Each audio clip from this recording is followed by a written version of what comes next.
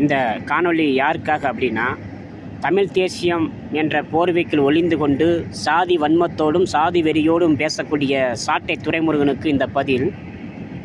சாட்டை துரைமுருகன் பல நாட்களாக ஒரு கனவுகளோடு காத்து கொண்டிருந்தார், ஒரு திட்டத்தோடு காத்து கொண்டிருந்தார்.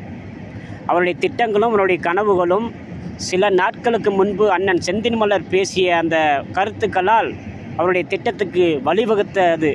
அந்த வழிவகுத்ததுனால அவர் ரொம்ப சந்தோஷத்தில், மகிழ்ச்சியில் அண்ணன் செந்தில்மலரை அவர் தரக்குறைவாக பேசக்கூடிய ஒரு சூழ்நிலையை நம்ம எல்லோரும் பார்த்தோம். அதை நம்முடைய தேவேந்திரகுல வேளாளர் சொந்தங்களும் கூர்ந்து கவனிக்கப்பட வேண்டும்.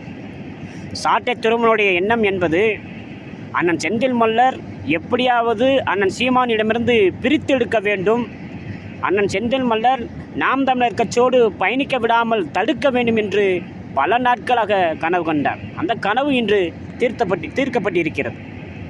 அண்ணன் செந்தில்மலர் சீமானோடு இருந்தால் நமக்கான வரலாறை பேச முடியாது.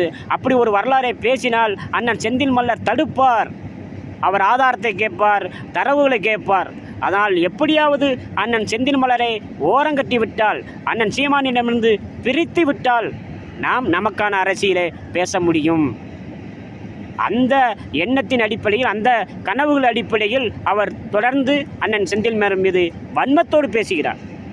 அதை அண்ணன் சீமான் அவர்களும் வேடிக்கை பார்க்கிறார். அவர் ஒரு தமிழ் தேசியவாதி என்று சொல்லி பேசிக்கொண்டிருந்தாரா? சீமான் வேடிக்கை பார்க்கிறார். அண்ணன் சீமான் அவர்கள் மேடையில் என்ன பேசினார்? பல்லர்களே பாண்டியர்கள் என்று முற்றுப்புள்ளி வைத்து பேசினார். ஆனால் சாட்டை துரைமுருகன் என்ன பண்ணுகிறார்?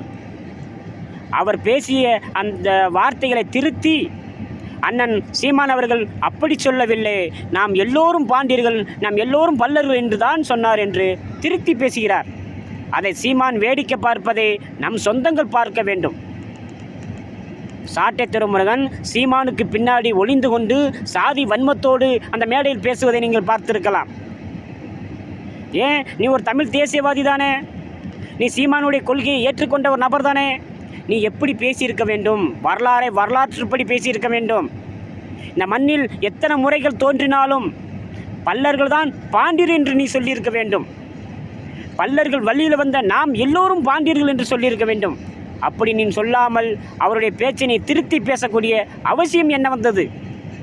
அப்போ உன்னிடத்தில் சாதி வன்மை என்பது நிறைந்திருக்கிறதே எங்களால் கண்கூடாக பார்க்க முடிகிறது. அதுதான் உண்மை. அதனால் சாட்டை துரைமுருகன் அவர்களே, இனிமையாவது உங்களுடைய சாட்டையை சுருட்டி கொண்டு நடமாடுங்கள் என்று அன்போடு கேட்டுக்கொள்கின்றோம். இந்த மண்ணில் மல்லர்களை தொடாமல் தமிழ் தேசியம் ஒருபோதும் பிறக்காது. இந்த மண்ணில் மல்லர்களுடைய வரலாறை தொடாமல் எந்த ஒரு தமிழ் குடிகளுக்கும் வரலாறு எழுத முடியாது என்பதை சாட்டை துரைமுருகன் புரிந்து கொள்ள வேண்டும். இதுதான் வரலாறு. செந்தில்மலர் என்ன பேசினார்? அவர் ஒரு சாதியவாதி தான், நான் இல்லை என்று சொல்லவில்லை. அவர் ஒரு சாதிய அமைப்பு வச்சு நடத்தி கொண்டிருக்கிறார்.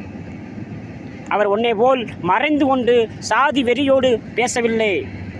அவர் பெயரிலே சாதியை வைத்து கொண்டுதான் பேசிக்கொண்டிருக்கிறார். தமிழ் கொடிகளிடம் சாதி என்ற அடிப்படையை வைத்துதான் தமிழ் கொடிகளை ஒன்றிணைக்க வேண்டும் என்று தொடர்ந்து போராடி கொண்டிருக்கிறார். இந்த மண்ணில் தமிழ் கொடிகளுக்கான ஒரு ஆட்சி நிலவ வேண்டும் என்றால் தமிழ் சாதிகள் ஒன்றிணைய வேண்டும் என்று தொடர்ந்து குரல் கொடுப்பவர் அண்ணன் செந்தில்மலர். அவர் சாதிவாதி அல்ல. அண்ணன் செந்தில்மலர் அவர்கள் ஒருபோதும் சாதி வெறியை தூண்டக்கூடியவர் இல்லை என்பதை சாட்டை துரைமுருகன் புரிந்து கொள்ள வேண்டும் என்று அன்போடு கேட்டுக்கொள்கின்றேன். நன்றி. மீண்டும் ஒரு காணொளியில் சந்திப்போம்.